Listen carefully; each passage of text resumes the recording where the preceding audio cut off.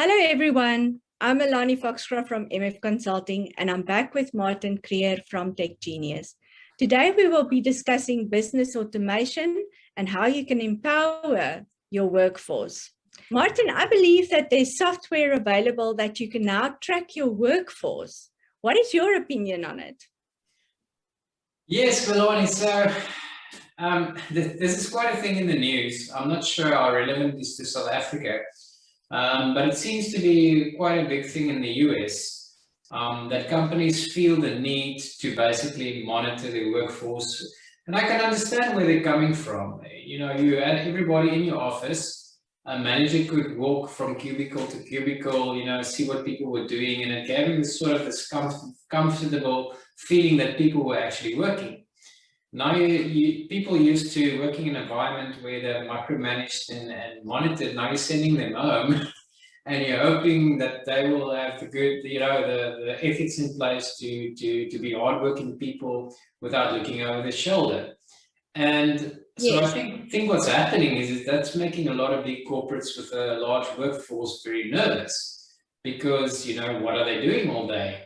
Are they working, or you know, what are they doing? Are they playing around? Are they just sitting on social media? You know, what are they doing? But, you know, to be quite honest, my first reaction when I heard this was I was shocked. I mean, it just felt wrong. I mean, sure. I mean, everybody knows that it's possible to use software, you know, to look at your facial, your eye movement, to track mouse movement and mouse clicks and whatever. I mean, that was no surprise to me. What really surprised me is that people you know, would want to use this technology on their teams, on their employees, on their workforce. Because my big concern is what are you communicating to your workforce by using this? The big message that you're communicating is that we don't trust you. And I think I didn't realize this consciously, but that was the major issue that I basically had with this when I heard about it. So there are many corporations out there who feel that they want to communicate to their staff that they're not trusted. And I've got a big issue with that. And something that I just want to highlight is that, to me, is the opposite of what business automation is all about. Because I feel business automation is all about empowering people. It's not about spying on people and, you know, communicating to them that you're not trusting them.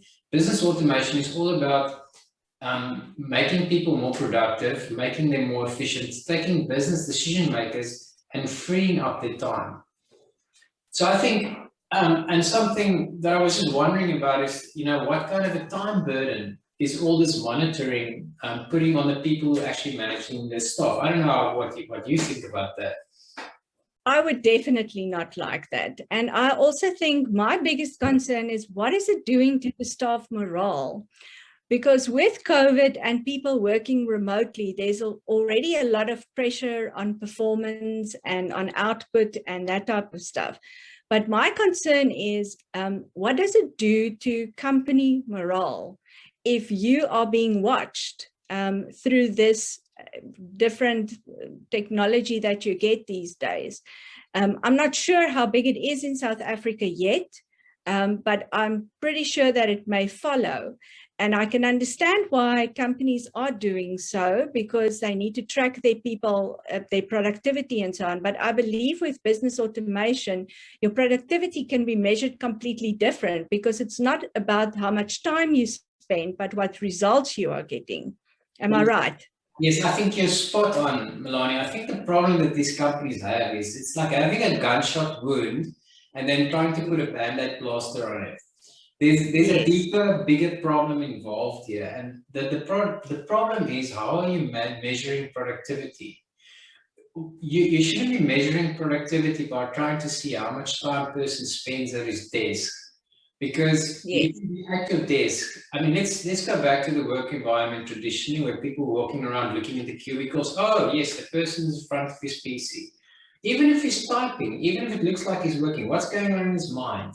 So what you should be measuring when we're talking about key performance areas and key performance indicators are, what is the output? What are you expecting from the employee? If everybody has a clear understanding of what's expected to them, then, you should be measuring the output of the result. You shouldn't be caring about whether a person is working 5 minutes a day or 8 hours a day. You should be worried about, is he producing 8 hours worth of work at the end of the day?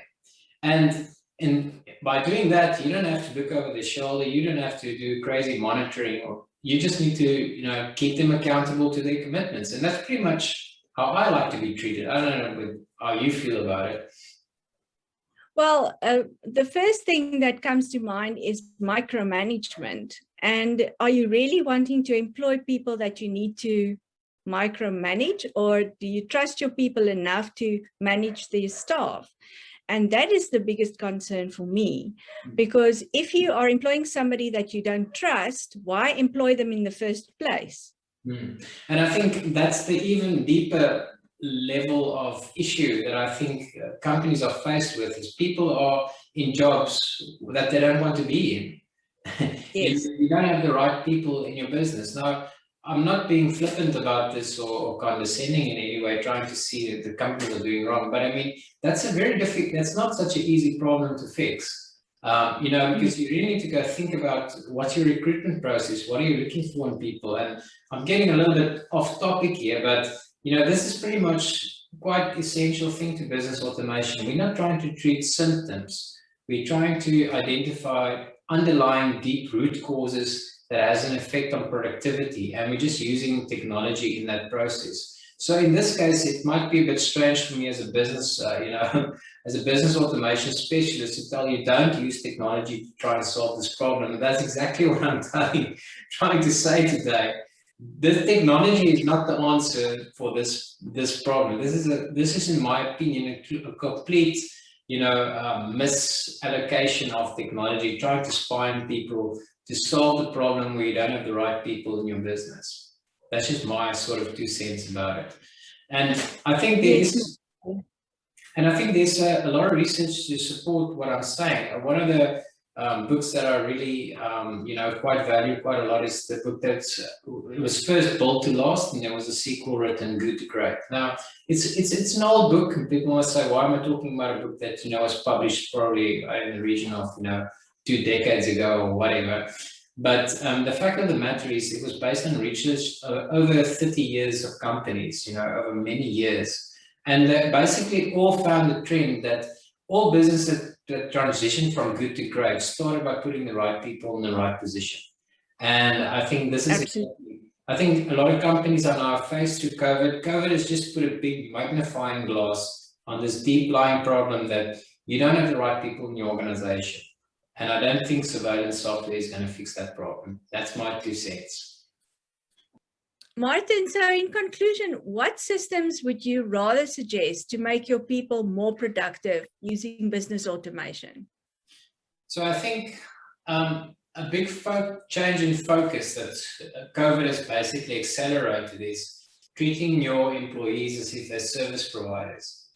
So with any external business that you deal with, you will want to basically, in the agreement, you want to specify what will they be delivering and when. So the trick is to get your business systems in such a way that when you treat your employees as service providers, you need to be clear what will they be doing by when. And that's pretty much should be in line with their key performance areas, and that can then be used as key performance indicators when it comes to reviewing productivity, and it's also useful when remuneration increases come into effect, etc. So pretty much what you want to do is you want to put systems in place that makes it easy to allocate work to people and also keep them accountable to the commitments that they made. That is basically then also useful stats when it comes to annual reviews and performance increases. Thank you, Maarten. Thank you for the discussion. I really enjoyed it. And I hope nobody was spying on us today. But as always, keep safe and stay connected. And don't forget to visit techgenius.co.za.